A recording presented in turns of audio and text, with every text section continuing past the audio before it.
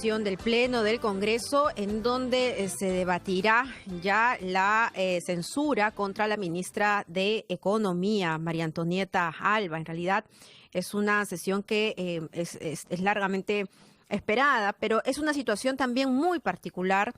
Ya hemos visto todo este fin de semana la cantidad de audios, de acusaciones, de señalamientos y hasta intrigas, ¿no? Pero vamos a conversar con Omar Aguapara, él es politólogo y director de la carrera de Ciencias Políticas de la UPC. Omar, muy buenos días.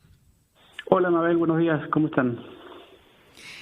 Hoy día en la portada del Comercio también nos marca un poco los parámetros en los que se está dando esta discusión política, ¿no?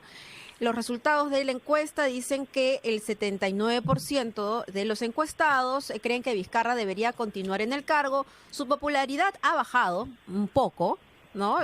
Está en 57% y la desaprobación del titular del Congreso, el señor Manuel Merino, está en 72%. Ha subido 21 puntos más que en agosto.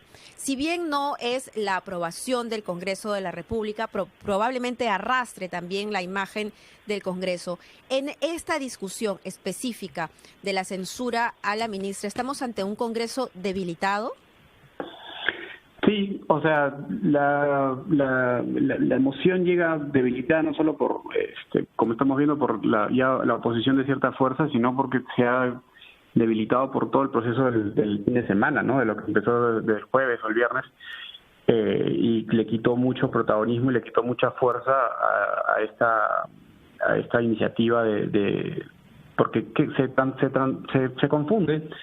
Se envuelve en toda esta maraña conspiranoica, ¿no? Entonces creo que en ese sentido pierde vitalidad, ¿no? Y sobre todo reforzada con cuál ha sido la respuesta, al parecer, de la opinión pública frente a los últimos sucesos. Buenos días, Omar. Soy Mauricio Fernandini. Es cierto que hay un análisis técnico que hacer con respecto a la gestión de la ministra de Economía, nada más exacto que la economía en cuanto a cifras, pero obviamente es un cargo también eminentemente político. Y en ese sentido, llevándote un poco al terreno político, comentábamos al comienzo del programa que los líderes de agrupaciones políticas que estaban en oposición a la continuidad de la ministra en el cargo, como de APP, ¿no? El señor Acuña, ahora le ha dado un giro al tono del rol político de su partido. Por ejemplo, condenando los actos que podrían haber atentado contra el sistema democrático protagonizados por el señor Merino. Así como él, también se ha expresado la lideresa de Fuerza Popular, Keiko Fujimori. Esto que ya es público y conocido políticamente a la hora de la votación, ¿influirá en los miembros de estas bancadas o no tiene nada que ver políticamente desde tu punto de vista? Hola, Mauricio, ¿cómo estás? Al final, lamentablemente, no tenemos partidos realmente existentes en el Congreso, ¿no? Y lo que estamos viendo en mayor o menor medida con ciertas bancadas es que no obedecen a ningún mandato de sus líderes o de cualquiera sea su orientación ideológica, ¿no? Y cambia mucho. Hemos visto he visto congresistas que estaban abiertamente a favor de la vacancia el día viernes y han recursado en función de más o menos lo que el viento dictaba, no tanto en función de una línea ideológica, no tanto en función de una convicción. Entonces lo mismo podemos observar probablemente cuando venga el tema de la vacancia o de la posible censura, en este caso contra María Antonieta Alba. Lo que podía haber tenido mayor fuerza antes del jueves, hoy se encuentra en otra situación, porque se ha visto un poco, como decía, contaminado, se ha visto ensuciado, se ha visto confundido con los procesos de vacancia que cobraron mayor protagonismo, tanto así que lo que se iba a discutir ayer pasó a ser discutido hoy y no sabemos, no tenemos la certeza, como decía Carlos Villarreal, de cuál será, que pueda ser ajustado, pero estamos en tal situación que ni siquiera podemos predecir con un mínimo de certeza cuál podría ser el resultado de esa votación. Pero continuando con el ejemplo de APP, por ejemplo, ¿no? Cuando se comienza a hablar de la vacancia, ahí habían congresistas como la congresista Monte y Omar Chejade, que inclusive señalaron de inmoral, la postura del presidente Vizcarra y estaban llanos ellos a la vacancia. Sin embargo, como ya lo cuenta Mauricio, luego su líder, César Acuña, da un paso atrás, como que los deja un poco fuera de juego. Y este gesto es muy importante porque APP siempre ha actuado en bloque. Hasta ahora las votaciones, por lo menos las más críticas, ellos han votado en bloque. Si no es un partido que responde a principios, ¿no?, a una ideología, ¿qué los aglutina? ¿Qué aglutina a las bancadas que están en este momento en el Congreso?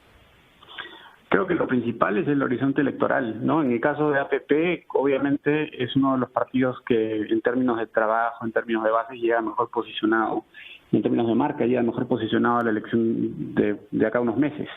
Hay otros partidos que no tanto. Está la expectativa de que Acuña pueda tener un buen papel en esas elecciones y con ello arrastre otra vez a un determinado grupo de figuras al Congreso o a posiciones de poder en el Ejecutivo o en puestos de poder simplemente.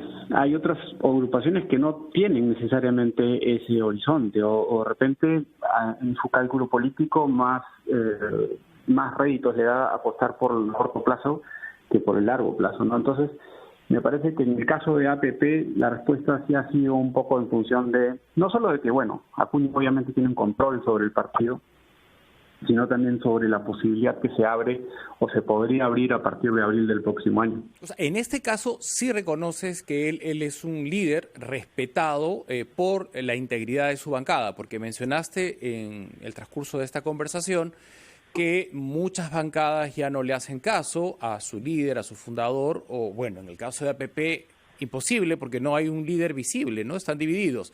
Pero en el caso de Fuerza Popular, ¿no crees que Keiko tiene influencia sobre toda la bancada y Acuña sobre toda su bancada?